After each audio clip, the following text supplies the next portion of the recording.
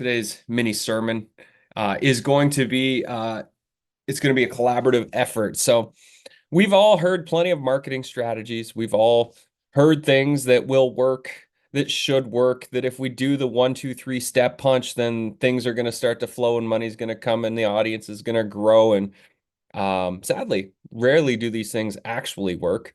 And I was telling the honest to goodness truth about touring signature workshops this last couple years while I've been standing on my little soapbox telling people that I've seen the light. This actually works. And so I just want to do a little show and tell because Cynthia is fresh on getting her signature workshop on tour. You hired somebody, you did what, 22 outreaches, you got 7 bookings, and then last week you facilitated your first one. And I think the numbers that you sent me is for this first one, you had 83 people sign up. Is that correct? Yeah, I did 2 workshops last week, but it was 83 for the two. Amazing. So 83 for 2 workshops. And one of the coolest metrics that you sent was you had 7 people so far since sign up for your training, and you've generated how much money from these 83 people? So now it's just shy of 3,000. Amazing. And you have still more emails to go, which is pretty awesome. So, I mean, $3,000 from 83 people is a really high conversion rate. You've had 7 people that have actually signed up so far. Yeah, so I think it's like a 8.5% conversion rate. That's a pretty high conversion rate. I mean, in the samples that I was sending out last week, it was based on a 2% conversion rate. So, if you were to scale that conversion rate and you times that by, 830 people over the coming months that you've reached through your signature workshops, then that that revenue jumps up to $30,000 for, a handful of hours in teaching time. And how did the delivery feel? The delivery felt good. I noticed that, every group is different that you work with.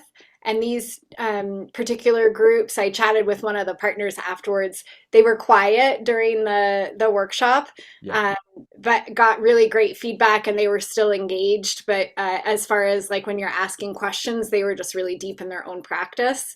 So yeah, but I think so that's my third time now delivering it because I led it to my group back a month or two ago.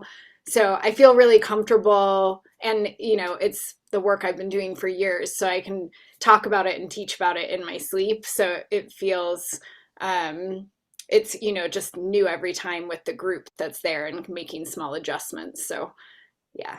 Beautiful. Are there anything that you're going to change or improve upon reflection after the delivery?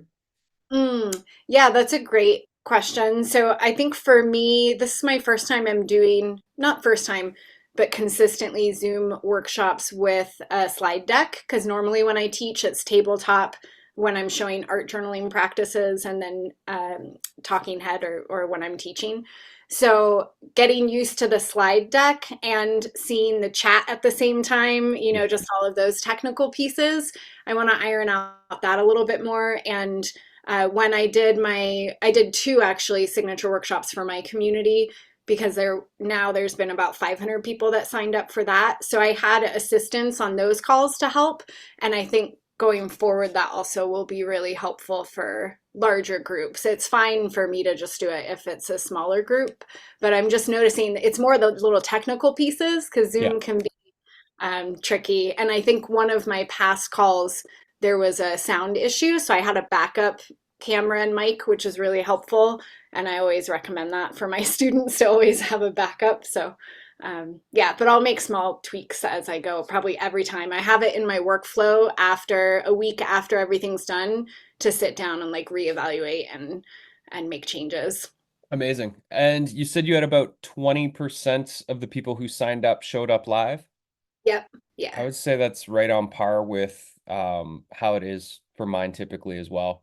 And you had, I mean, I figure for the outreach that we do, I get about 20% of the people that we reach out to end up getting back to us and booking us for the workshop. And so, 20 out of 100 emails were getting booked, but you had 7 out of 22, which is a 32% success rate so far, which is amazing.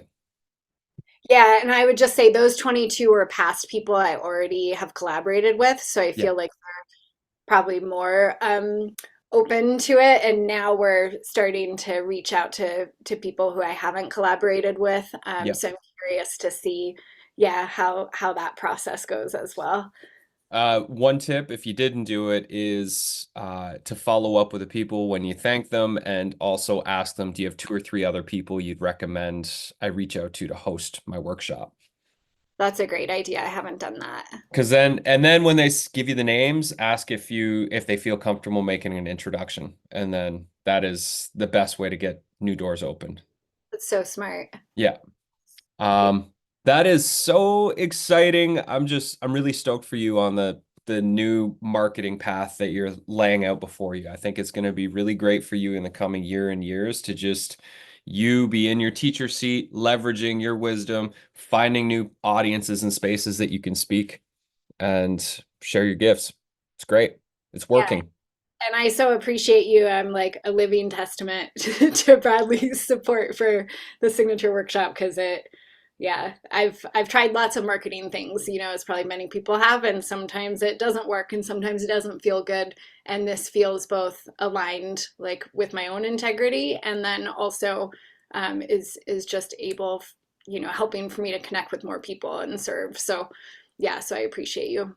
Yay. I can't wait to see where it is in a year from now of just like ramping up and doing this all the time and having an assistant that can support you to just keep the outreach stream going and to manage the behind the scenes of getting all the stuff booked. It's gonna be great. What is your workshop? So it's 60 minutes. It's called Art as Meditation. And I am a firm believer that you can practice meditation through art and that it can be really simple and fun and can help with personal expression. And so I talk about my journey with that and then how I created different practices. And then I guide people through usually 2 to 3 art and meditation mindfulness practices. It depends on timing. And each workshop, I change the practices slightly because I have some people in my community that, have come, like they're coming to some of the other ones. So I want it to be fresh and where they can continue to take it every time. And what I always say also about mindful art practices or journaling is that it is different every time. Also, you can have the exact same prompt, and because we're different and the moment's different, it's different. So yeah. Beautiful. And can you imagine yourself creating another signature workshop in the future that's different than this one, that's a different set of skills that you're teaching? Yeah, I'm already right now starting to think because I have the teacher trainings, but then I also support teachers on how they can, reach out and not only have their practice, but more into the teaching and creating their workshops and even marketing. So I am thinking of a signature workshops more specifically for that group that I support. And then I'll probably even make another 1 or 2 based on different types of practices that I have. So yeah, I just haven't had the time yet, but I see the space for multiple different ones. Amazing. Yeah, that's very exciting. I'm going to use our signature workshop training coming up to finally do my next signature workshop that I'm stoked to tour, which will be around transforming your life's work into a work of art. And so I'm just gonna go through the process with everybody in the next training. So maybe you want to rejoin and start working on the next one while you're building all these other pieces.